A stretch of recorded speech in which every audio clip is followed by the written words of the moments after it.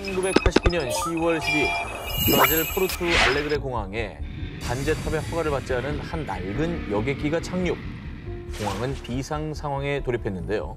조사 결과 1954년 9월 4일 독일 아헨 공항에서 이륙 후 공중에서 감쪽같이 실종됐던 산티아고 항공의 513편 여객기가 무려 35년 만에 다시 나타났던 겁니다. 에이? 더욱 충격적인 건 당시 여객기에 탑승해 있던 92명의 사람들 모두 백골화된 시체로 발견된 것이죠. 이 충격적인 사건은 당시 언론에도 보도되며 화제가 됐는데요. 이 추락해서 실종돼서 뭐 없어졌다 이런 건 많은데 이게 그치, 돌아왔으니까 돌아왔으니까. 착륙을 해버린 거야. 어딘가로 웜홀로 들어갔다가 나온 게 아닐까. 근데 웜홀이라고 하기엔 어쨌거나 35년의 세월을 저 비행기가 겪은 거잖아요. 그러니까 그 안에 사람들이 다 순간 이동했다고 하면 백골화가 될 수가 없지. 그렇지. 야, 무섭다. 무섭죠? 이 사건은 사람이나 사물이 흔적도 없이 감쪽같이 사라지는 베니싱 현상의 대표 사례로 등극. 현대 과학으로도 해결하지 못한 이른바 세계 7대 미스테리로 불리고 있습니다. 지금부터 그 진실을 알려드립니다. 첫 번째 진실. 여객기 내부에서 찍혔다는 백골들의 사진. 사실 이 사진은 실제 사진이 아닌 미국 드라마 속 한 장면이었다고 합니다. 아, 깜짝이야. 믿습니다. 두 번째 진실. 이 사건이 최초 보도됐던 신문사는 원래 유머, 음모론 등 검증되지 않은 기상천외한 뉴스 보도로 악명이 높은 곳. 해당 기사 외에 신뢰할 수 있는 보도 내용이나 기록을 찾을 수 없는데요. 그러니까 베니싱 현상으로 유명한 브라질 여객기 실종 사건은 사실 가짜! 속았네, 속았어. 그렇지. 네. 야, 이게 그럴듯한 어떤 포장과 함께 저런 사진이 나오니까 그렇죠. 이게 진짜로 믿게 되는 거지. 괴담, 진실을 알려주마 19, 16위 공개합니다. 놀이공원에서 발생한 죽음의 사고. 1999년 5월 서울. 한 여성이 놀이공원을 찾았는데요. 와, 이게 요즘 그렇게 인기라며? 엄청 무섭대. 스릴이 장난 아니라더라. 진짜 기대된다. 이 여성이 탑승한 어트랙션은 무려 아파트 25층 높이인 상공 70m에서 시속 94km로 고공 낙하. 짜릿한 스릴로 폭발적인 인기를 누린 드롭타워였습니다. 아, 이 괴담. 이거 뭐 보시면 다 아실 거예요. 자, 오랜 기다림 끝에 드롭타워에 탑승한 여성은 잔뜩 들떠 있었는데 그리고 드디어 하늘을 향해 올라가는 드롭타워. 10m, 30m. 서서히 올라가던 드롭타워는 상공 70m 꼭대기에 도달. 그리고 하나, 둘, 셋 하는 순간 3초 만에 지상까지 낙하했습니다. 아우, 이거 진짜 재밌다. 그치? 자, 그런데 정말 끔찍하게도 드롭타워 기계에 탑승했던 한 여성의 머리카락이 엉키는 사고가 발생. 이 사고로 얼굴 피부까지 벗겨지는 심각한 부상을 입은 여성은 결국 사망하고 말았습니다. 저런 얘기가 있었어요? 나 저 얘기 엄청 퍼뜨리고 다녔어. 이거 우리 때 엄청 많이 했는데. 머리가 걸려가지고.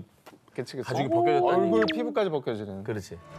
당시 PC 통신을 통해 알려진 이 사건은 놀이공원 측에서 피해자 가족에게 돈을 주고 입막음을 했다라는 뒷이야기까지 더해졌는데요. 소문이 걷잡을 수 없이 확산되자 실제로 수서경찰서에서 수사에 착수. 진짜? 한 달 동안 놀이공원 인근 병원 응급실과 영안실 등을 조사했습니다. 수사 결과 이 무시무시한 이야기는 모두 거짓으로 밝혀졌고요. 당시 수서경찰서 관계자는요. 수사 중 놀이공원의 다른 어트랙션을 이용하다가 사고를 당했다는 진정서가 접수됐습니다. 이 사고가 부풀려져 유언비어가 퍼진 것 같습니다. 라고 밝혔습니다. 그럼 또 뭐라는지 알아? 돈으로 경찰 입까지 막았대. 이런다 또. 저 진짜 너무 유명한 괴담이어가지고. 진짜 유명했어. 근데 얼마나 많이들 믿었으면 경찰까지 나서 조사를 했겠습니까? 아, 저도 저거 타는데 저도 머리도 짧잖아요. 긴장했다니까요. 그럼 뭐 걸릴 거 없나? 걸릴 거 이렇게. 없나. 맞아. 자, 그리고 이 드롭타워 괴담이 거짓인 근거가 또 있습니다.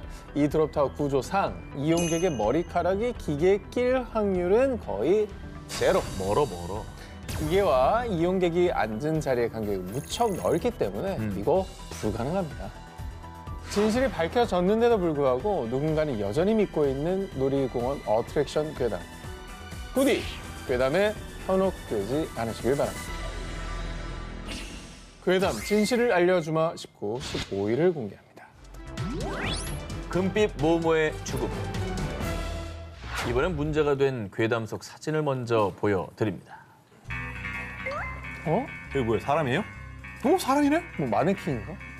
방금 보여드린 사진은 1964년에 개봉한 션 코너리 주연의 영화 007 골드핑거의 한 장면입니다. 저기 저 금색 페인트를 칠한 채 누워있는 배우 보이시죠? 그녀의 이름은 빌런 골드핑거의 비서 질 메스터슨 역의 셜리 이턴. 두 기자님들께 여쭙겠습니다. 혹시 이런 괴담 들어보셨나요? 셜리 이턴이 그 장면을 찍다가 진짜로 죽었다던데? 그래서 안 보이는 거래. 온몸에 금색 페인트를 칠한 뒤 질식해 사망한 극중 역할처럼 실제로 셜리 이턴이 페인트 분장 때문에 사망했다는 소문. 오, 그런 게 있었어? 이 영화가 개봉한 지 60여 년이 된 지금까지도 많은 분들이 이 괴담을 믿고 있다고 합니다. 페인트를 분장했다고 사망해?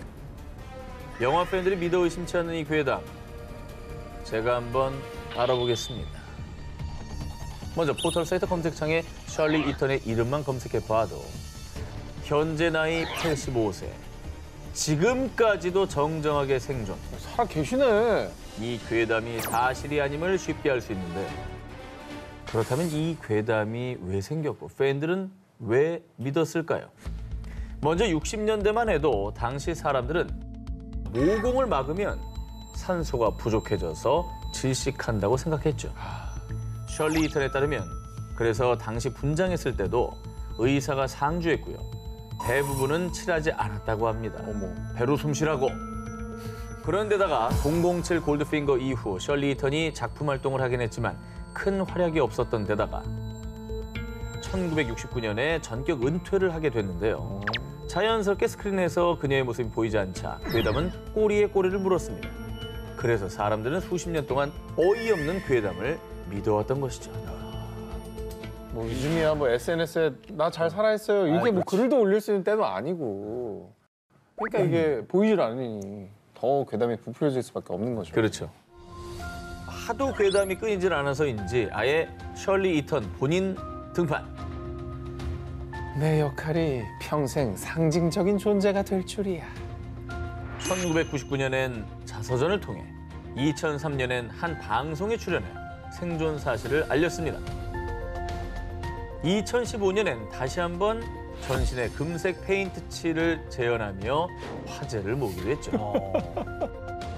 그걸 믿는 사람이 계속 있으니까 거듭하신 거 아니에요. 저거 닮은 사람이다. 할머니 섭외했다. CG다. CG다. 근데 진짜 전신 금칠은 정말 저분의 상징이 됐겠다. 괴담 진실을 알려주마 19, 12위를 공개합니다. 모모에 숨겨진 끔찍한 살인 사건.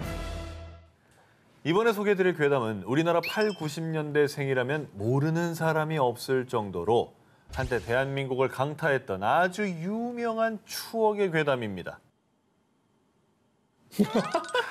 뭐야 이거? 이거 10원짜리 기억나. 아니 그리고 500원짜리 하게 또 손 묶여 있는 거. 야, 자세히 알고 있네. 그 정도면 귀신 나왔겠는데? 뭐가요?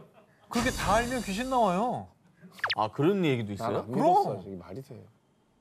당시 10원짜리에 다보탑 밑면을 확대해서 옆으로 돌려보면 김이라는 글자가 있고요. 1000원권의 투호에서 아래로 삐져나온 막대 끝에는 민이라는 글자가, 또 5000원권의 뒷면 비석에는 알지자라는 글자가 존재, 화폐 속에 무시무시한 사연이 있다는 일명 김민지 괴담입니다. 어느 날 한국조폐공사 사장의 딸 김민지 양이 유괴되는 사건이 발생. 안타깝게도 김민지 양은 토막 살해를 당해 참혹한 시신으로 발견됐고 범인은 끝내 잡지 못했다는데요. 조폐공사 사장은 죽은 딸의 원혼을 달래기 위해 화폐 곳곳에 김민지 양의 흔적을 남겨놨다는 것입니다. 그리고 이 괴담의 증거로 제시된 실제 화폐들.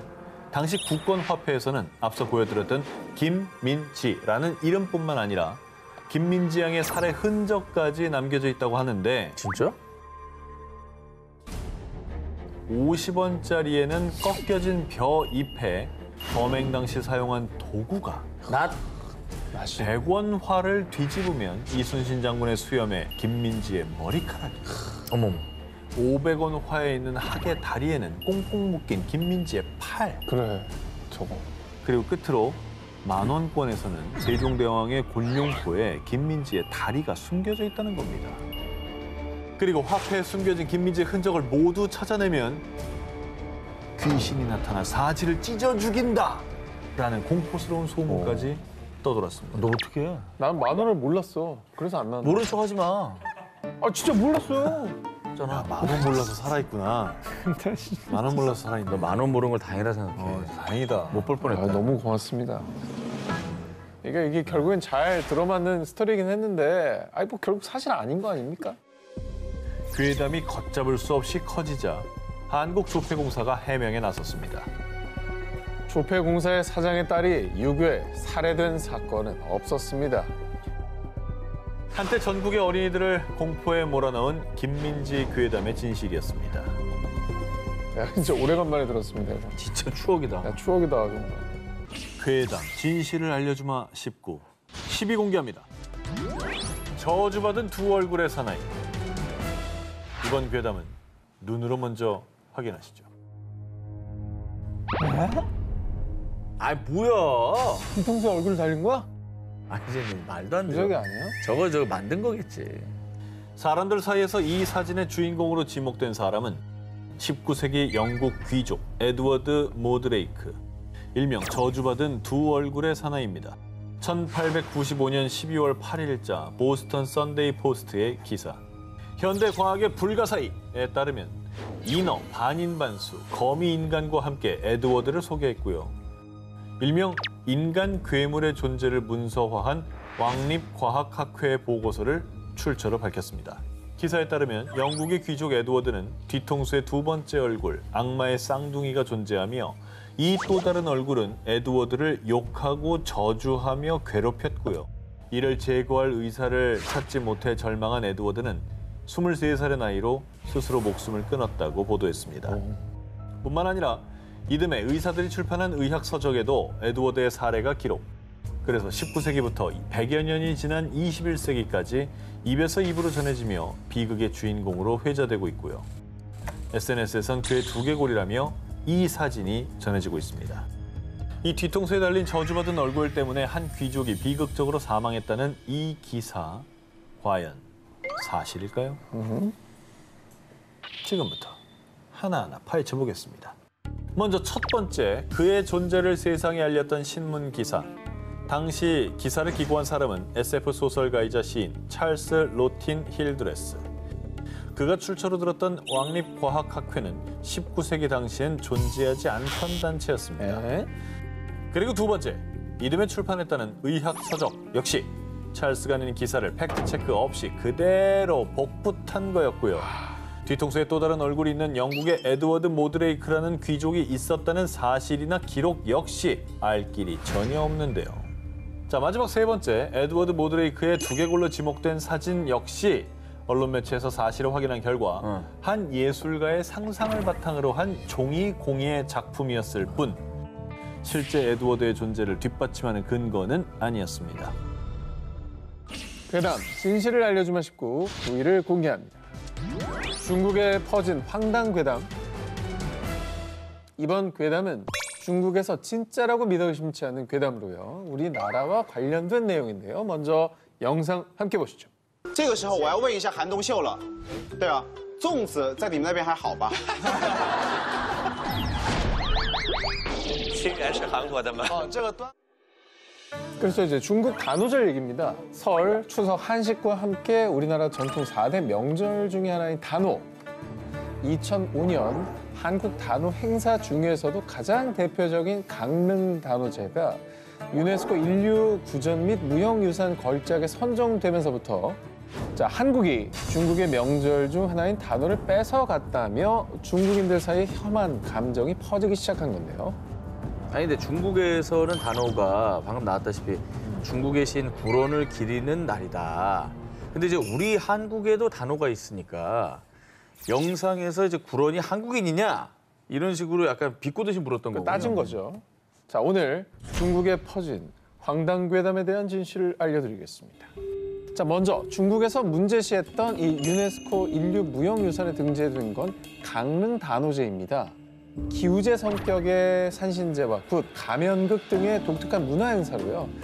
중국 단오절 세시 풍속과는 확연한 차이가 있습니다.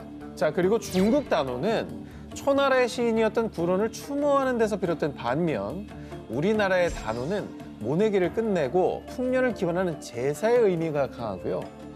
또한 이 중국 단오 때는 배로 경주를 하고 쫑즈라는 찹쌀 주먹밥을 만들어 먹지만 한국은 다 아시는 것처럼 창포물에 머리를 감고 그네를 뛰는 등 한국과 중국의 단오는 엄연히 다른 명절입니다.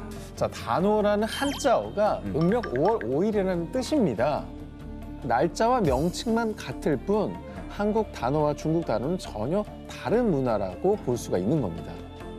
자, 우리 문화의 전통성을 곡해하는 흉흉한 단오 괴담, 문화의 차이에서 비롯된 오해였다는 거 제대로 알아주시길 바랍니다. 괴담 진실을 알려주마 싶고 8일 공개합니다. 공자가 뭐뭐를 즐겨 먹었다. 자, 이번엔 세계 4대 성인으로 추앙받는 공자와 관련된 충격적인 괴담입니다. 중국 고대 유교 경전 예기 이 단궁 상편에 실린 글귀를 먼저 읽어드리겠습니다. 곡을 그치고 사자에게 가서 자로가 어떻게 죽었는지 물으니 사자 말하길 해형에 처해졌습니다. 그 말을 들은 공자 명을 내려 해를 엎어버리게 했다. 자, 예기 단궁 상편에는 중국 위나라 시절 공자가 아끼는 제자인 자로가 별난에 휘말려 처형당하는 사건이 서술돼 있는데요. 자, 그런데 여기서 주목할 건 바로 요 해라는 한자입니다. 이 전해지는 괴담에 따르면 바로 인육으로 만든 젓갈을 뜻한다고 하는데요. 자, 공자가 해를 다 엎어버렸다라는 마지막 문장에 미루어 일각에서는 공자가 사람의 고기로 젓갈을 만들어 두고 먹었다라고 해서 이른바 공자 식인설이 탄생. 지금까지도 많은 이가 이 괴담을 믿고 있습니다. 자, 그런데요, 이 공자 식인설 괴담은 여기서 끝이 아니었습니다. 이 공자가 해형에 처해진 제자 자로의 인육으로 만든 젓갈을 보고 인육을 끊게 됐다며 이 괴담은 꼬리에 꼬리를 물고 일파만파 퍼져나갔는데요. 즐겨 먹다가 자로의 젓갈이 오니까 엎어버렸다고. 이렇게 이제 해석을 해버린 거죠. 잘 끼워 맞춘다. 과연 공자는 정말 인육을 먹었을까요? 괴담의 진실, 그 실마리는 앞서 말씀드린 이 해라는 글자에서 찾을 수 있었습니다. 자, 요 해라는 글자는 앞서 인육으로 만든 젓갈로 알려졌다고 말씀드렸죠. 근데 좀 더 정확한 뜻은 과거 가혹한 형벌 중에 하나인 사람을 죽인 후 잘게 저며 젓갈을 담근다라는 의미의 동사. 그리고 두 번째, 잘게 저며서 만든 젓갈, 육장, 고기젓을 뜻하는 명사. 이렇게 두 가지의 뜻이 있습니다. 자, 중국의 여러 학자들에 따르면 공자 식인설은 해라는 글자를 혼동한 데서 비롯된 낭설입니다. 이 공자의 제자인 자로가 사람을 죽여 젓갈로 담그는 해라는 형벌을 당하자 공자가 슬퍼하며 고기 젓갈 해를 다시는 입에 대지 않았다라는 게 올바른 해석이라고 합니다. 그러니까 해를 인육으로 만든 젓갈이 아닌 단순히 고기 젓갈로 해석을 한다면 전혀 오해할 필요가 없어지는 거죠. 성인 공자의 식인설 괴담, 이제는 믿지도 퍼뜨리지도 말아야겠죠. 여름 특집 인간의 발길을 허락하지 않는 그곳 19, 8일을 공개합니다. 모모가 만든 지옥의 검은 호수. 러시아 우랄 산맥 남부에 있는 호수 카라차이호. 고요해 보이기만 하는 이 호수에는 끔찍한 비밀이 얽혀 있는데요. 바로 이 호수의 또 다른 이름은 검은 호수. 야, 좀 호수도 까맣지만 산도 시커멓네요, 진짜. 뭐야? 검은 호수가 가능합니까?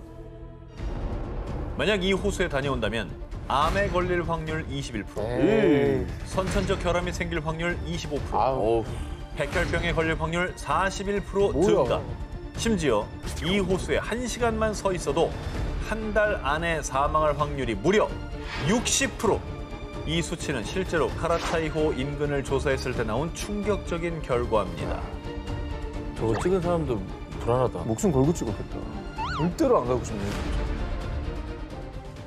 한 언론에서 세상에서 가장 위험한 지역으로 보도되기도 한 이 호수는 1940년대 구소련이 비밀리에 만든 마야크 재처리 공장 인근에 있습니다. 이 공장의 정체는 러시아의 핵시설. 1950년대 이 공장에서 핵무기, 방사능 폐기물들을 카라차이호에 무단 투기 잔뜩 버린 겁니다. 아, 미쳤네. 그래서 호수 밑바닥에는 수많은 양의 방사능 폐기물이 가라앉아 있는데 그야말로 인간이 만든 지옥이 탄생한 겁니다. 저거 완전 인재네. 아, 핵폐기물을 제대로 버릴 수 있는, 저장할 수 있는 공간을 만들 생각을 해야죠. 저도 저렇게 버려버리면 어떡하니? 심지어 이 카라차이호의 방사능 수치는 원전 사고가 났던 후쿠시마보다 훨씬 위험한 수준인데요.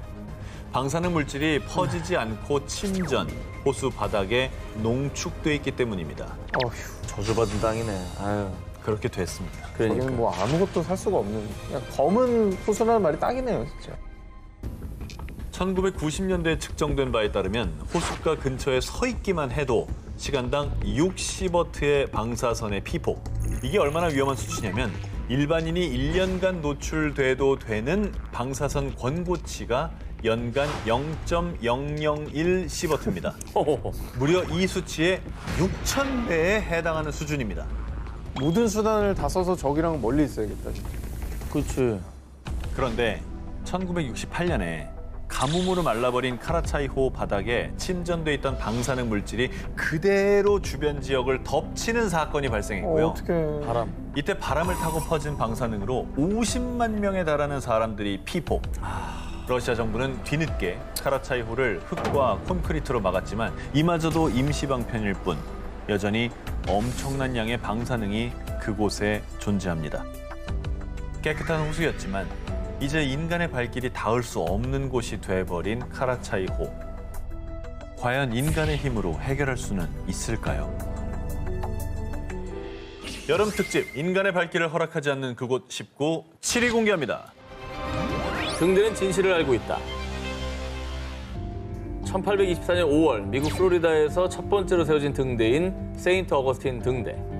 오랜 세월 바다를 밝힌 유서 깊은 곳이지만 사람들은 이곳에 방문하는 걸 꺼린다고 합니다.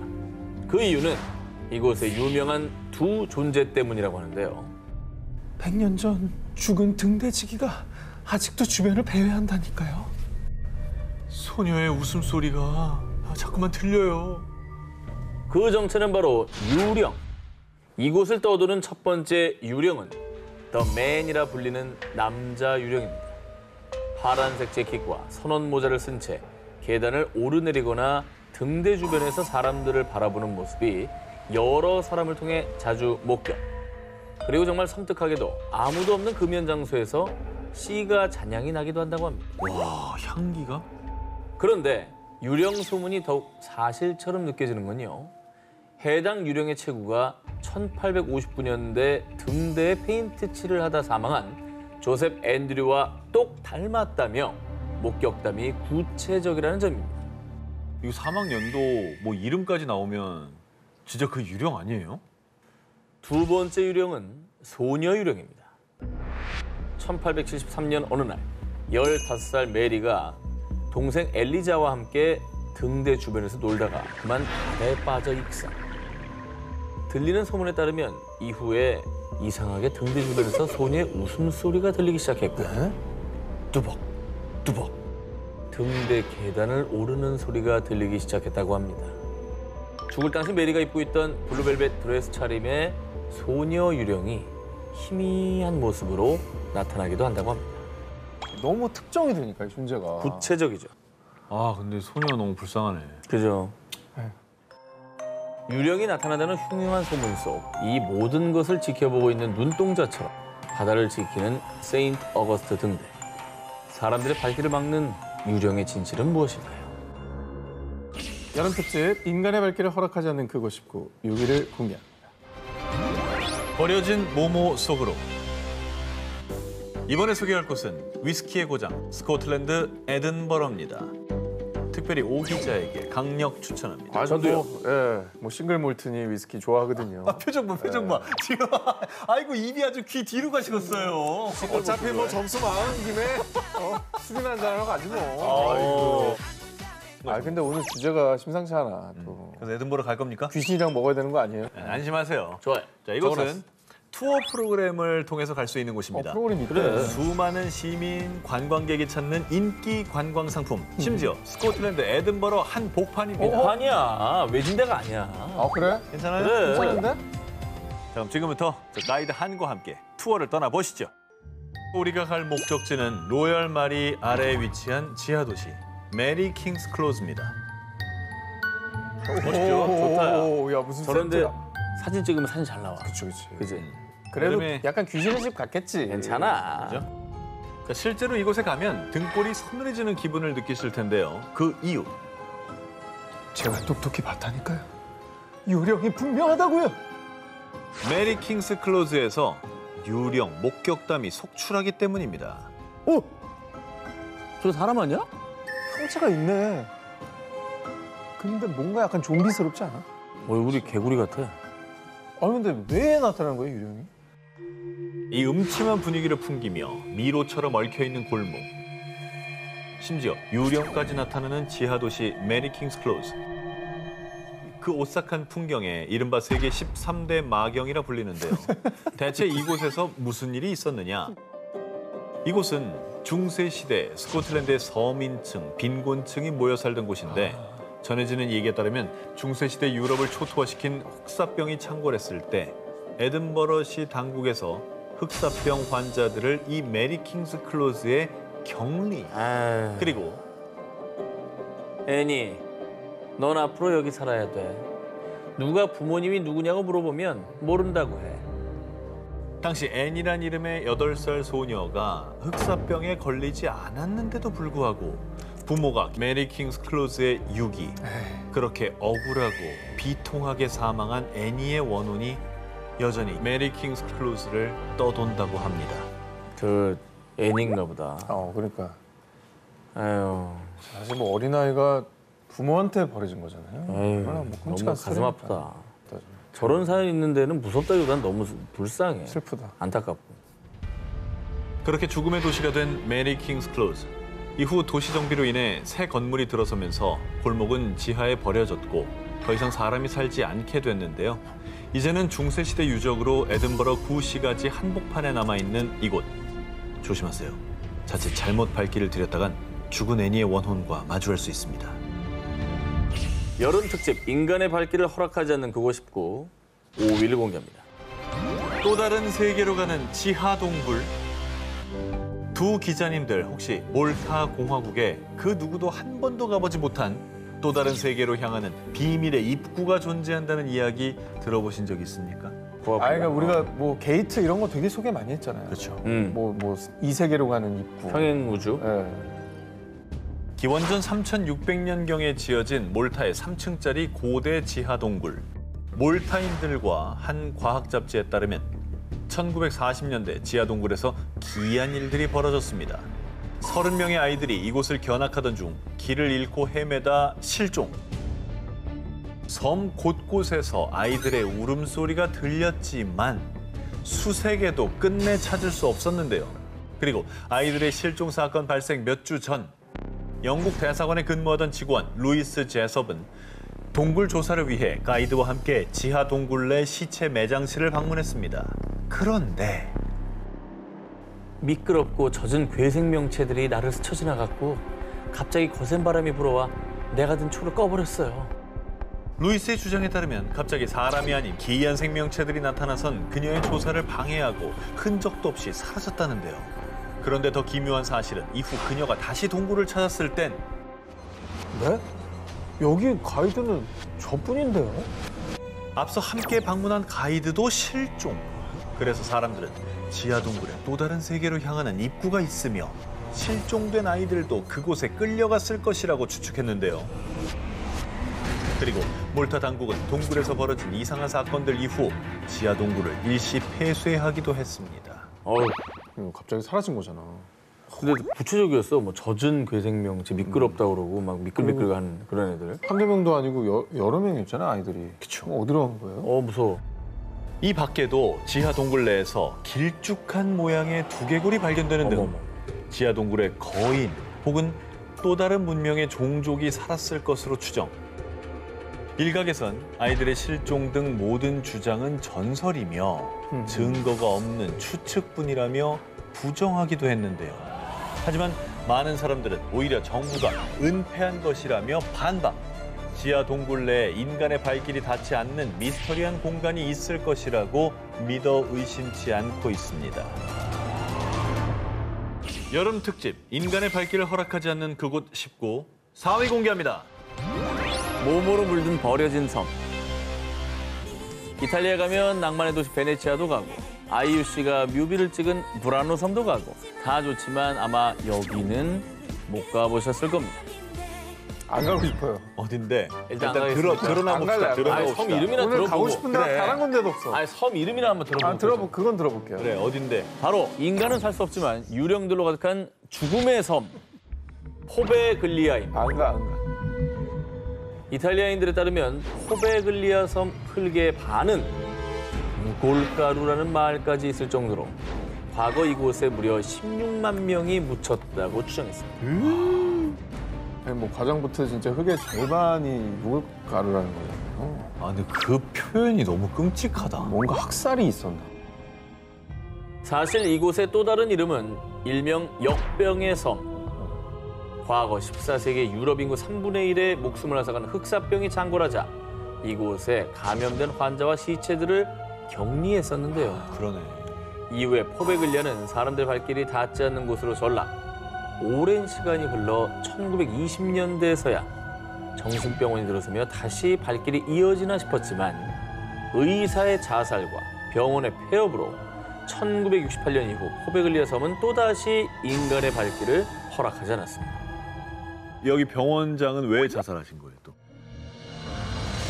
전해져 오는 이야기에 따르면 죽은 의사는 암암리의 환자들을 대상으로 잔인한 뇌 절개 실험을 진행했는데요. 그런데 어느 날 이 의사가 종탑에서 스스로 극단적인 선택을 하고 만 겁니다. 사람들은 이를 두고 의사의 실험으로 목숨을 잃은 원혼들이 그를 죽게 만든 것이라고 추측. 그리고 소름 돋는 사실은 섬 근처를 지나는 어부들에 따르면 이곳에서 댕 종소리가 들린다고 합니다. 종은 철거됐는데 말이죠. 예, 역병에 뭐 실험까지 했다고 하면 진짜 가보고 싶지 않네요. 원혼들이 나올만 해요, 진짜. 없으면 이상하죠. 예. 산자들은 갈 수 없고 죽음과 원혼들의 섬이 된 포베글리아. 이후 섬을 찾은 몇몇 사람들에 따르면 마치 인간의 발길을 허락지 않으려는 듯 온갖 기묘한 일들이 벌어진다고 합니다. 이후에 살아있는 자들은 살 수 없는 곳이 됐습니다. 여름 특집 인간의 발길을 허락하지 않는 그곳 19 2위를 공개합니다. 저주받은 늪에서 벌어진 일. 미국 루이지애나주 뉴올리언스의 북서쪽에 위치한 일명 맨착 늪. 이곳은 이른바 세계 13대 마경으로 손꼽히는 곳인데요. 이 사이프러스 나무가 짙게 우거져 한낮에도 어두컴컴할 뿐만 아니라 이 물 아래에는 이 눈빛을 번뜩이는 악어떼가 우글거리고 심지어 의문의 시신들까지 목격. 이 소문에 의하면 이 맨착 늪을 홀로 끝까지 보고 온 사람은 아무도 없다고. 아우, 악어들이 무섭다. 악어들은 천국이네. 아니, 딱 봐도 좀 음산하다. 아우. 자, 이 맨착 늪이 섬뜩한 이유는 또 있습니다. 현지인들에 따르면 이 맨착 늪은 이 줄리아 브라운이라는 여성의 허락 없이는 들어갈 수 없다고 알려져 있는데요. 누군데요? 땅 주인이야? 영매 뭐 이런 사람 아니에요? 이 줄리아 브라운은 1910년대 실존했던 여성으로 인근 마을에서 주민들을 도왔던 부두교의 사제였다는데요. 부두가 영매 같은 사람이잖아. 맞네. 하지만 주민들의 배신과 핍박에 큰 배신감을 느낀 그녀는 언젠가는 내가 죽어서 온 마을을 다 가져갈 것이다. 이렇게 마을에 저주를 퍼부었습니다. 이후 1915년 9월 29일 그녀의 장례식 날 실제로 거대한 허리케인이 마을 휩쓸어 수십 명의 목숨을 앗아갔다는데요. 그리고 그 전설을 입증하기라도 하듯 맨창 늪을 다녀온 사람들 사이에서는요. 분명 거기서 어떤 여자의 목소리를 들었다고요. 늪을 떠다니는 유령도 봤어요. 유령 목격담이 쇄도. 그래서 맨창 늪은 줄리아 브라운과 그녀의 저주로 억울하게 죽은 사람들이 원혼으로 나타나는 곳. 일명 유령 늪으로도 불리고 있습니다. 뭐 전설인지 뭐 허구인지 확실하진 않지만은 실존 인물이 있었다는 건 확실한 거잖아요. 그렇죠. 유령과 의문의 시신이 출몰하는 공포의 맨착 늪. 정말 줄리아 브라운의 저주가 실현된 걸까요? 아니면 그저 헛된 소문과 환영에 불과할 뿐일까요? 그 진실은 알 수 없지만요. 함부로 도전했다면 절대 헤어나올 수 없는 늪에 영영 빠져버릴지도 모르겠습니다. 미국 테네시주 녹스빌에는 높은 철조망 울타리로 둘러싸인 비밀의 장소가 있습니다. 그곳은 워낙 흉흉한 소문이 맴돌아서 알만한 사람들은 얼씬도 안 하는 곳. 드넓은 땅에는 썩어가는 시신들이 쳐 뭐야? 그리고 정체 모를 사람들이 혹시나 외부인이 보기라도 할까 봐 다급히 시신을 숨기기까지. 시신이 어찌나 많았던지 사람들은 그곳을 버디팜, 즉 시체 농장이라고 불렀습니다. 이거 연쇄살인마 뭐 그런 거예요? 아니면 뭐 범죄 현장이랄지 이상한 종교 단체. 종교의식인가 보다. 저기서 대체 무슨 일이 벌어지고 있는 겁니까? 그 시작은 1977년으로 거슬러 올라갑니다. 당시 테네시 대학교의 인류학자였던 윌리엄 베스 교수. 어느 날 그는 한 변사체에 대한 분석을 의뢰받았지만 당시는 관련 연구가 발달하지 않았던 때라 사후 경과 시간 추정에 큰 오류가 있었습니다. 이에 베스 교수는 1981년에 시신 연구 시설인 테네시 대학교 인류학 연구소를 설립해서요. 기증받은 시신들을 연구하기 시작했습니다. 어머, 진짜? 교수는 연구원들과 함께 시신을 땅에 묻는가 하면 시신 일부는 땡볕에 방치, 다양한 환경에 시신을 노출시켜서요. 시신의 부패 과정과 속도, 사후 경과 시간 추정 문제 등을 체계적으로 연구했던 겁니다. 시체 농장이라는 다소 오싹한 이름 뒤에서 사실은 아주 획기적인 법의학 연구들이 이루어지고 있었던 거죠. 사실 이 여기서 나온 연구 결과 덕분에 억울한 누명을 썼다거나 이런 분들이 이제 좀 법의학 사인이 연구. 밝혀진다거나 이런 그뿐만이 일들이 아니라 있었던 거네요. 도망갈 수 있었던 범죄자를 잡아놓을 수 있었던 잡기도 거죠. 하죠. 야, 그러니까 CSI의 원조네, 진짜. 원조죠. 그러네. 시신이 아닌 살아있는 사람, 인간의 발길은 제한됐던 이곳. 수십 년간 연구 축적된 데이터베이스들 덕분에 시신 주변의 벌레 상태만으로도 사망 시간을 추정할 수 있을 정도로 법의학 수사는 방대한 발전을 기록했고요. 방대한 양의 범죄 해결에도 큰 영향을 미쳤다고 합니다. 살아있는 사람들은 출입할 수 없는 장소, 시체 농장. 그곳에서 연구되는 누군가의 주검이 그저 공포로만 치부되는 일이 없기를, 그리고 더 이상 끔찍한 범죄가 발생하지 않기를 바랄 뿐입니다. 여름 특집, 그곳에 그들이 있었다 싶고 12위를 공개합니다. 우주에서 발견된 수상한 소리. 그동안 외계인의 생김새에 대한 추측이나 증거는 많았는데요. 자, 두 기자님은 혹시 그 외계인의 목소리를 들어본 적 있습니까? 외계인의 목소리를 들어본 사람이 있어요? 사실 대부분 외계인의 목소리가 어떨지 상상조차 잘 안 해보셨을 겁니다. 그런데 외계인의 소리가 이것의 울음소리와 비슷하다는 주장이 제기됐습니다. 오, 5704, код контроля, проверка связи, как слышно? 들렸나 봐. Ну, сейчас отлично, отлично. А то там просто бурчание и накладывается какая-то другая связь. Аэропорт 825, контроль СИЮ, проверка связи, как слышно? 아, 그냥 공항 관자탑이네요, Да, 이게. это идет такая побега, какая-то женщина, можно сказать, мяукает там. 지금 들리는 바로는 어떤 여자가 고양이 소리를 내는 걸 들었다고 하는데 네. 요거를 외계인의 소리다 이렇게 생각을 하는 건가요? 외계인이 아니면 들릴 이유가 없지 않습니까? 그치, 하늘에서 고양이가 울 리가 없지. 그렇죠.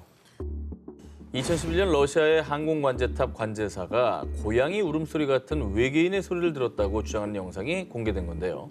사건은 이러했습니다. 러시아 연방 야쿠티아 공화국의 수도 야쿠츠크 상공에서 UFO로 추정되는 비행 물체가 갑작스럽게 등장, 레이더 모니터에 포착이 됐는데요. 해당 비행 물체는 비행고도 20km 지점에서 시속 9,600km의 엄청난 속도로 날다가 갑자기 방향을 선회하는 등 비상식적인 움직임을 보이더니 급기야 주변 항공 주파수까지 교란시켰다고 합니다. 관제탑에서 해당 UFO와 교신하려고 애쓴 결과 고양이 울음소리와 같은 정체불명의 소리를 듣게 됐다는 것이죠. 심지어 외계인으로 추정되는 목소리가 들리는 동안에는 어떤 항공기와도 교신할 수가 없었다고 합니다. 야, 이것도 뭐냐. 있긴 있었다는 거네. 뭐가. 그렇죠. 정말 그러면 뭔가 UFO가 있었고 그 UFO가 그럼 우리하고 교신을 하려고 신호를 보냈다. 아하. 이건가요? 자, 하지만 이 영상에 대한 공식적인 입장 발표는 없었습니다. 그리고 고양이를 닮은 여성의 목소리는 미스터리로 남게 됐는데요. 그런데 외계인으로 추정되는 소리가 들린 것은 이번이 처음이 아니었습니다.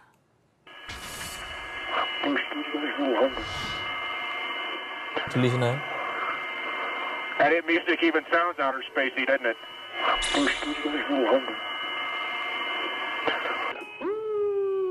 그러니까 워낙 이 기본적인 우주선의 기계음이 크긴 한데 들리거든요. 되게 작게 바람 소리 비슷한 거? 진짜 그런 게 있네. 그렇죠, 그렇죠. 요 해당 소리는요, 1969년 달 탐사를 떠났던 아폴로 10호가 달 뒷면을 가로지를 때 포착된 소리인데요. 보통 달의 뒷면에서는 지구와의 교신도 두절, 어떤 소리도 들리지 않기 마련인데 우주비행사 헤드셋에서 이상한 소음이 들리기 시작한 겁니다. 비행사들은 의문의 소리를 나사에 보고, 하지만 나사는 해당 영상이 가져올 파장을 생각해 이 영상을 기밀로 유지했고요. 몇 년 후 기밀이 해제된 뒤 2016년이 돼서야 이 영상이 세상에 공개되며 화제가 됐는데요. 하지만 나사는 해당 소리는 외계인 소리가 아닙니다. 두 개의 다른 기기가 혼선되며 생긴 소리입니다. 라고 주장. 하지만 당시 아폴로 10호에 탑승했던 우주비행사들은 이 사건에 대해 함구. 정확한 소리의 출처는 여전히 미스테리로 남아있습니다. 우주에서 들려온 원인을 알 수 없는 소리들. 정말 외계인의 소리는 아니었을까요? 여름 특집 그곳에 그들이 있었다 싶고 11위를 공개합니다. 모모에 찍힌 미스터리 물체. 이번 특종은 과학계를 발칵 뒤집은 사진 한 장부터 먼저 보여드리겠습니다. 저 환한 거? 밝은 거? 아, 뭐야 저? 저 뭐야? 해파리야? 2012년 미국 텍사스주 휴스턴에 살고 있는 앤드리아 도브는 잭슨빌에 방문 전 길을 확인하기 위해 주의사의 사진 지도를 보던 중. 아니 뭐야? 혹시 UFO 아니야? 자, 바로 텍사스주 잭슨빌 사진 지도에서 UFO로 추정되는 붉은색 비행 물체를 발견한 겁니다.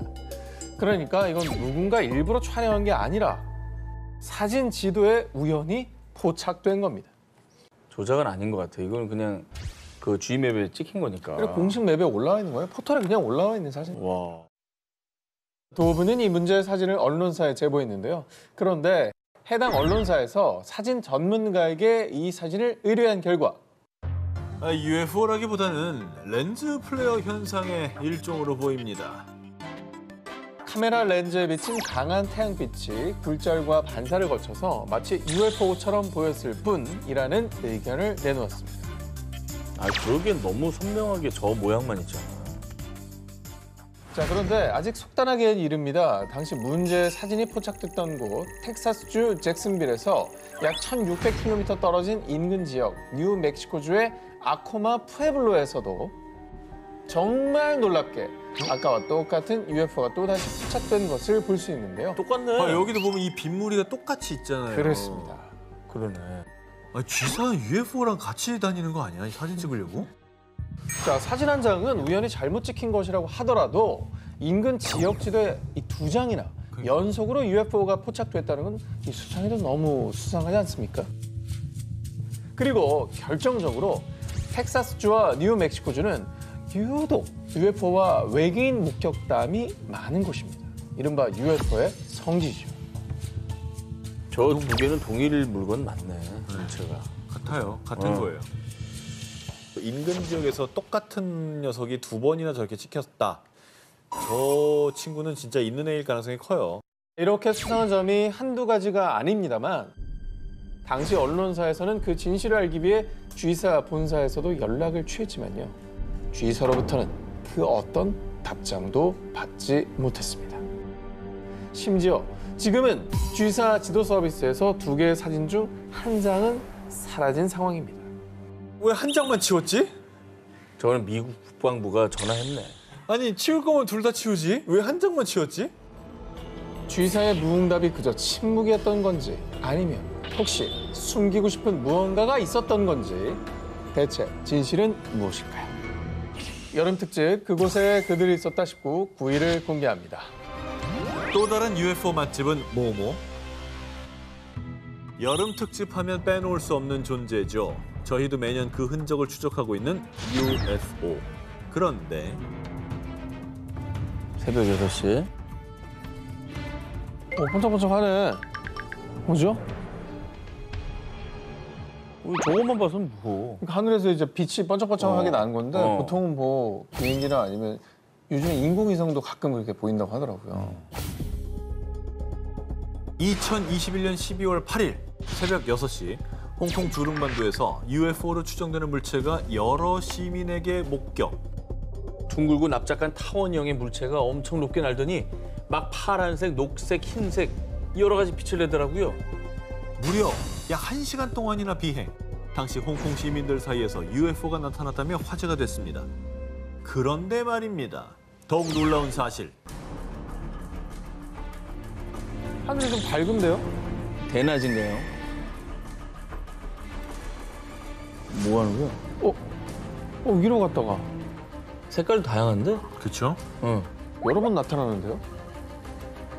이틀 전인 12월 6일 오후 4시 홍콩 비토리아 항구 상공위에서 10분간 목격된 것을 시작으로 같은 날 저녁 신계에서 타원형의 주황색 빛을 띤 비행물체가 또 한 번 목격됐고요. 무려 3일간 밤낮을 가리지 않고 3차례나 출몰한 비행물체에 홍콩에 외계인 기지가 있는 것 아니냐라는 반응이 쏟아졌습니다. 3일 내내 저랬다는 거는 뭐 분명히 왔었다는 얘기죠. 실제로 일각에서는 누가 드론 날린 거 아니냐, 기상 관측용 기구일 것, UFO가 아닐 것이라는 반박도 제기됐는데요. 하지만 당시 비행 물체들은 일반 드론의 비행 고도인 90m보다 훨씬 높게 비행했으며 기상 관측용 기구들과 달리 불규칙한 움직임을 보였고요. 무엇보다 지난 10년간 홍콩에서만 무려 200건 이상의 UFO 목격 보고가 접수됐다는 겁니다. 그런데 말입니다. 여기서 한 가지 더 미스터리한 사실을 발견할 수 있었는데요. 처음 비행 물체가 목격된 빅토리아 항구 인근에 군사기지가 위치해 있다는 겁니다. 오잉? 군사기지? 갑자기 홍콩에 저런 데가 있었어? 여러분, 미국의 51구역, 호주의 파인게, 공통점 뭐죠? 모두 군사구역, 그리고 UFO 출몰 의심 지역. 홍콩도 그럼 UFO랑 관련이 있다는 얘기네. 왜 호주에 우리가 막 그런 거 시험하고 막 그랬다고 했었잖아. 군사기지에서 뭐 실험을 하다 들킨 걸 수도 있겠네요. 그러니까. 그죠? 과연 3일간 목격된 비행 물체들은 진짜 UFO였을까요? 어쩌면 홍콩에서 UFO의 또 다른 실마리가 풀릴 수도 있지 않을까요? 여름 특집 그곳에 그들이 있었다 싶고 8일을 공개합니다. 화성에서 발견된 모모의 증거. 인간이 아닌 또 다른 생명체가 살고 있는 가장 유력한 곳으로 꼽히는 화성. 이번엔 이곳에 생명체가 존재한다는 강력한 증거를 준비했습니다. 뭐야 이게? 아, 입구에? 그렇죠. 출입구입니다. 방금 보신 이 사진은 2022년 5월 나사의 화성 탐사 로봇 큐리오시티가 찍은 사진입니다. 높이 30cm, 너비 40cm 정도로 아주 작은 이 네모난 사각형. 당시 이 사진이 공개되자 이건 화성에 사는 외계인들의 출입구다. 또 다른 지하 세계로 가는 텔레포트다. 또 다른 생명체가 존재하는 증거라며 전 세계 누리꾼들 사이에서 뜨거운 반응이 이어졌습니다.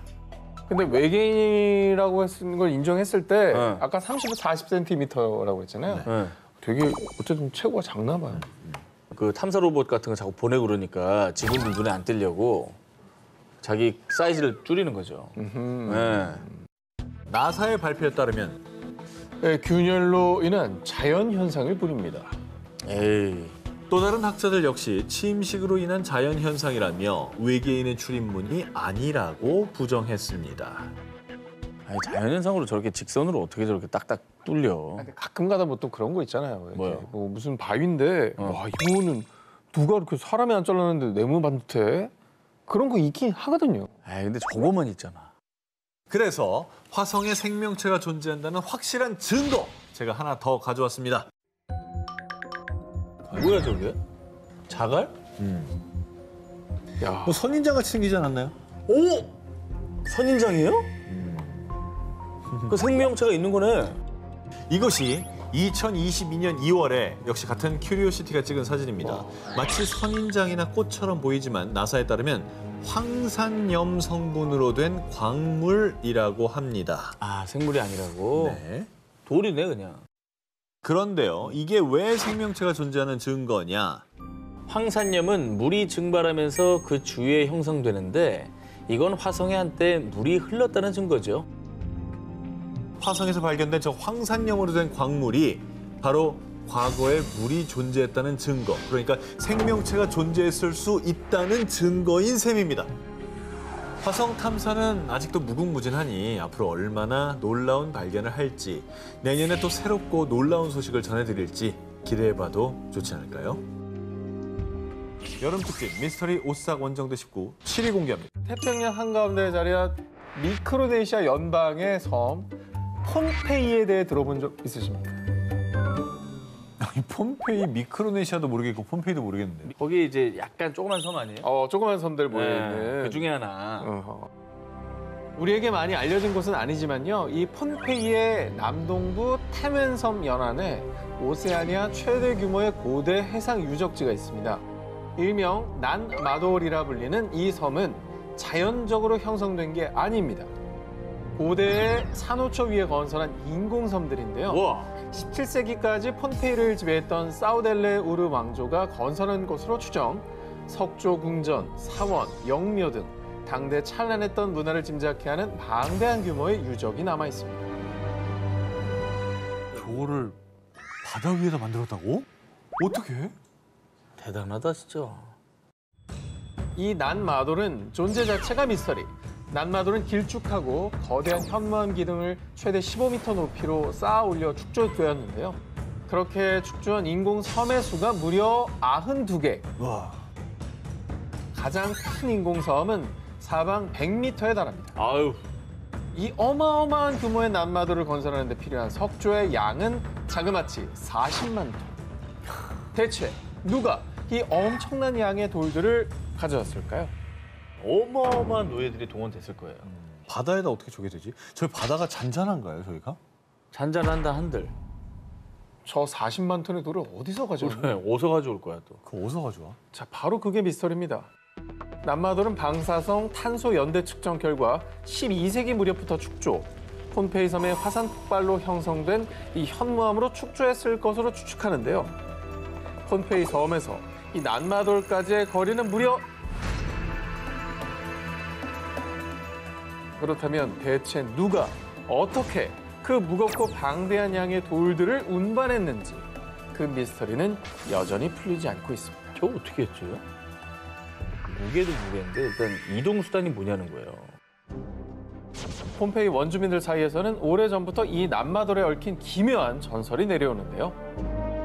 쌍둥이 마법사인 올리시흐파와 올로소파가 신비한 주문을 외우니 거대한 바위가 공중으로 부양하여 도시를 건설하였다. 전 여기 한 표입니다. 이게 말이 된다고 생각할 정도예요. 아니면 저거 말고는 설명이 안 되니까. 그러니까 마법으로 돌을 이렇게 뚝 끼워서 이렇게 이제 옮겨놨다. 그러면 말이 되죠. 어허. 네. 신비한 마법으로 형성됐다는 난마돌의 전설. 지금도 폼페이 원주민들은 이 난마돌에 신비한 영역이 깃들어 있다며 전설을 굳게 믿고 난마돌을 신성시한다는데요. 미스터리로 가득 찬 고대 해양 유적 난마돌. 그 신비한 수수께끼는 아직도 풀리지 않고 있습니다.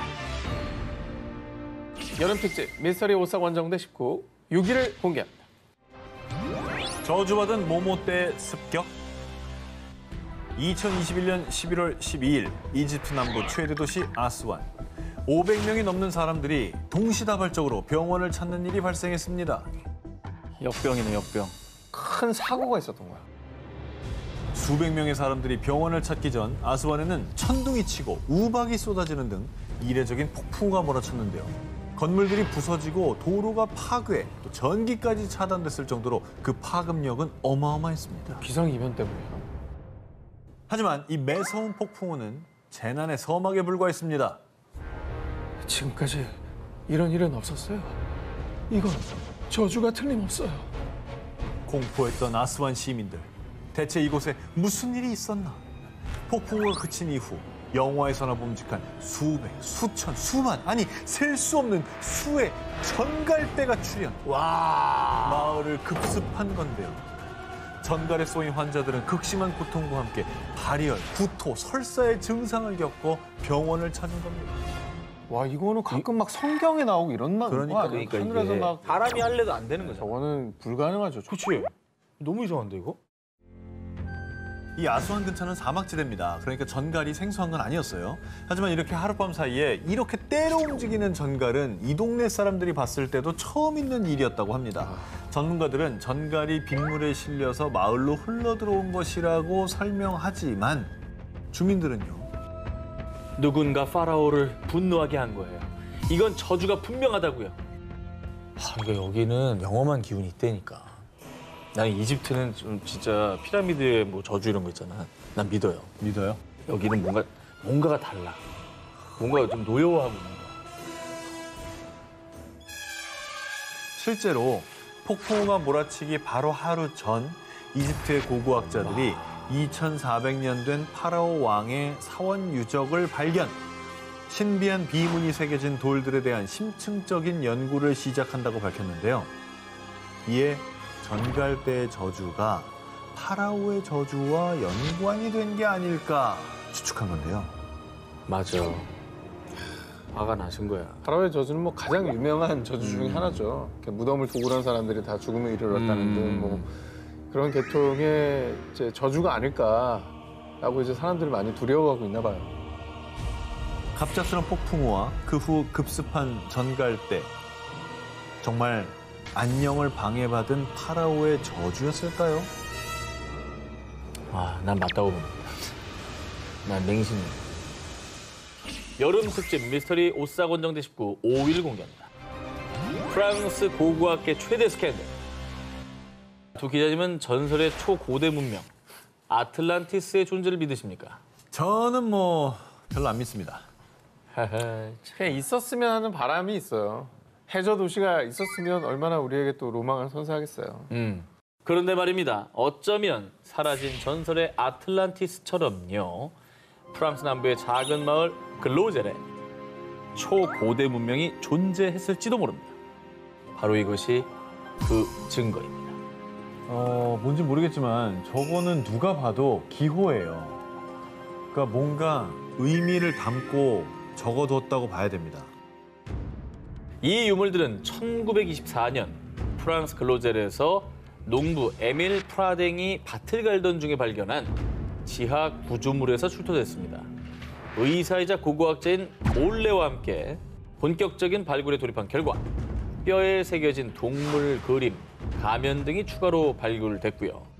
이들은 1925년 충격적인 연구 결과를 발표했습니다. 글로젤의 유물은 최소 10,000년 전인 신석기 시대의 유물입니다. 이곳 글로젤에 초고대 문명이 존재했습니다. 근데 신석기 시대 이제서야 돌 쓸 때 문자가 있었어요. 그러니까 인류 최초의 문자는 저쪽 그 중동 어디예요? 수메르. 그쪽에 나온 걸로 추정하잖아요, 우리는. 청동기 시대인가요? 그래도 신석기는 아니었던 거죠. 신석기는 아니, 석기 시대는 아니에요. 일단 저런 그 유물이 흔하게 나오던 게 아니기 때문에 일단 우리는 여기서 일단 의심은 해봐야 됩니다. 오케이, 이거 받아들이겠습니다. 진짠가? 등장과 동시에 고고학계에 엄청난 파문을 일으킨 근로젤의 유물. 이 엄청난 발견에 1926년 생제르맹 앙라이의 국립박물관의 관장인 살로몽 레이나흐가 근로젤에 방문을 했습니다. 조사해본 결과 근로젤의 유물들은 조사한 결과 진품이 확실합니다. 신석기 유물에 선명히 새겨진 문자. 이것이 바로 초고대 문명, 이른바 근로젤 문명의 존재 가능성에 힘을 실어준 것입니다. 박물관장이 얘기했습니다. 박물관 관장이면 그래도 학자시니까 그렇죠. 당연히 고고학자시겠죠. 네, 뭔가 있는 거라고 봐야 되겠는데요. 그런데 말입니다. 역시 근로젤에 직접 방문, 조사했던 유명 고고학자 앙리 브리유는요. 근로젤의 유물들은 대부분 위조한 것입니다. 잡지에 실린 선사시대 판화를 보고 조작해서 만든 거라고요. 라고 주장. 근로젤 유물의 진위 여부를 두고 학계의 상반된 주장이 첨예하게 대립했습니다. 누구는 진품이라고 하고 또 누구는 위조품이라고 하고 뭐가 진짜인 거죠? 근데 사실 1920년 되면 연대 측정도 안 됐을 거고 기술이. 지금은 검증을 할 수 있지 않을까요? 이 사건은 수십 년간 고고학계 최대 스캔들, 근로젤의 유물, 희대의 역사적 발견인가 최악의 사기인가라며 논란의 중심에 서게 됐죠. 그런데 1993년 근로젤에서 신석기 시대로 추정되는 거석들을 발견, 근로젤 유물의 진위성에 힘을 실어줬습니다. 석판에 새겨진 해독 불가의 문자. 혹시 우리가 몰랐던 또 다른 초고대 문명을 상징하는 것은 아닐까요? 근로젤 문명의 진위 여부는 여전히 미스터리로 남아있습니다. 여름 특집 미스터리 옷사건 정대 19 4위 공개합니다. 움직이는 관의 진실. 박물관도 아닌 무덤 속 관들이 살아있다면 믿으시겠습니까? 뭐 영화도 아니고 박물관 관이 어떻게 살아있습니까? 움직이는 관의 진실을 찾아 지금부터 저와 함께 떠나보시죠. 1812년 중남미 바베이도스. 당시 이곳으로 이주한 영국 출신 귀족 토머스 체이스는 생을 마감하면 가족묘에 안치되길 바랐습니다. 그가 사망한 후 그의 관을 안치하기 위해 체이스 가문의 가족묘인 지하 납골당의 문을 여는 순간 밀폐된 납골당 안에 안치돼 있던 100kg에 달하는 관들이 서 있거나 기울어져 있는 등 제자리에서 벗어나 흩어져 있었습니다. 무서워. 근데 그러면 도굴꾼이네요. 도굴하려고 막 다 뒤지고 세우고 막 했겠지. 막 그러면 뒤지고. 오케이. 귀족 가문이니까 관 안에 뭔가 규정을 넣어놨을까 봐 이제 막 뒤지다 보니까 저렇게 된 거 아닙니까? 보석류를 막 찾은 거죠. 도난당한 물품이 있었던 것도 아니고요. 또 몇 년 동안 지진에 대한 기록도 없었다고 합니다. 사람들은 노예들을 착취했던 악덕 농장주 체이스 가문의 원한이 있는 누군가의 소행이라고 생각. 체이스의 관을 안치한 뒤 납골당을 더욱 치밀하게 봉인했습니다. 그런데 바로 다음 날 새벽 체이스 가문의 납골당에서 빛과 소리가 난다는 제보가 이어졌고요. 5명에서 7명이 힘을 모아야 할 만큼 단단하게 봉인된 납골당의 문을 뜯어낸 후 또다시 사람들을 놀라게 한 오싹한 광경. 무덤 속 관들이 240도 기울어져 있는 등 또다시 제자리를 이탈해 흐트러진 모습이었습니다. 봉인을 했다면서요? 네. 근데 또 누가 들어온 거예요? 원한이 있는 무슨 세력의 짓인가? 당시 납골당에는 외부의 침입 흔적은 물론 목격자나 비밀 통로 또한 없었습니다. 이에 흉흉한 소문들이 퍼지자 당시 바베이도스 총독은 민심을 잠재우기 위해 범인 잡기에 돌입. 납골당 바닥에 석회가루를 뿌리고 시멘트를 바른 문에는 사람들이 쉽게 접근할 수 없도록 당시 바베이도스를 통치했던 영국 정부의 공식 봉인까지 붙이는 등 사건의 실상을 파헤치기 위해 총력을 다했습니다. 그리고 1년 뒤 사람들을 안심시키고자 다시 납골당의 문을 열었습니다. 다행히 석회가루, 또 영국 정부의 봉인은 훼손당한 흔적 없이 그대로였는데요. 어허. 하지만 이번에도 관들은 아무런 흔적도 남기지 않은 채 또다시 자리를 이탈해 뒤엉켜 있었습니다. 지금까지도 여전히 풀리지 않는 수수께끼로 남아있는 바베이도스의 움직이는 관. 과연 그 진실은 무엇일까요? 여름 특집 미스터리 오싹원정대 19 2일 공개합니다. 살생석에 얽힌 구미호의 저주.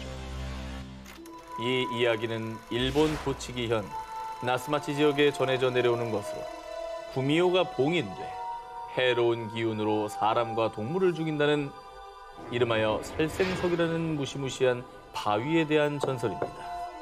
그건 진짜 전설이 일단 어마어마할 것 같은데요. 되게 궁금하네. 뭐 구미호는 뭐 전설의 고향 단골 소재니까 어떤 스토리일지도 기대되네요. 일본 헤이안 시대 말기였던 12세기. 도바 일왕이 절세미인인 다마모노 마에가 입궁한 뒤부터 병으로 앓아눕자 사람들은 다마모노를 구미호라고 생각. 그녀를 화살로 쏘아 죽였습니다. 에이. 그런데 다마모노가 죽던 그 순간 주변 화산에서 가스가 분출. 그때 만들어진 화산석 하나가 유독 가스를 내뿜어 사람과 동물 등 생물을 해치자 사람들은 해당 바위를 살생석이라 부르며 구미호 다마모노의 혼이 봉인돼 있다고 믿었습니다. 900년 넘게 유독가스를 내뿜고 있는 거면은 확실히 저 돌은 범상치 않아요. 그렇죠. 자, 그런데 말입니다. 2022년 3월 SNS를 통해 공개된 사진 한 장. 뭐야? 누가 자, 깼어? 사진에는 전설의 살생석이 두 동강 나 있었고요. 심지어 주술적 의미로 둘러뒀던 밧줄까지 끊어진 상황이었습니다. 뭐야, 저런 돌이 저렇게 반쪽이 날 수가 있어요? 전 저런 걸 뭐 믿든 안 믿든 저 불길한 행동은 좀 안 했으면 좋겠어요. 저거는 누가 깬 거예요? 일부러 깬 거 같아 나. 진짜? 지역 언론은 균열이 있던 암석에 빗물이 스며들어 바위가 자연스럽게 약화된 거라고 주장. 그런데 정말 구미호의 저주라도 시작된 걸까요? 살생석이 두 동강 난 10일 뒤 인근 후쿠시마현 해역에 규모 7.3의 강진이 발생. 3명이 숨졌습니다. 뭔가 안 좋은 일이 자꾸 일어나네. 그렇죠. 약간 이게 시작이면 불안한 거죠. 아하. 자꾸 이상한 일이 자꾸 일어나면 저 돌이 깨지면서 불길한 기운이 튀어나왔다라고 생각하기가 쉽잖아요. 900년간 구미호의 혼이 깃들여 있던 살생석의 분열. 정말 구미호의 저주가 시작된 걸까요? 여름 특집 미스터리 오싹원정대 19 18위와 1위 헤드라인을 공개해 주세요.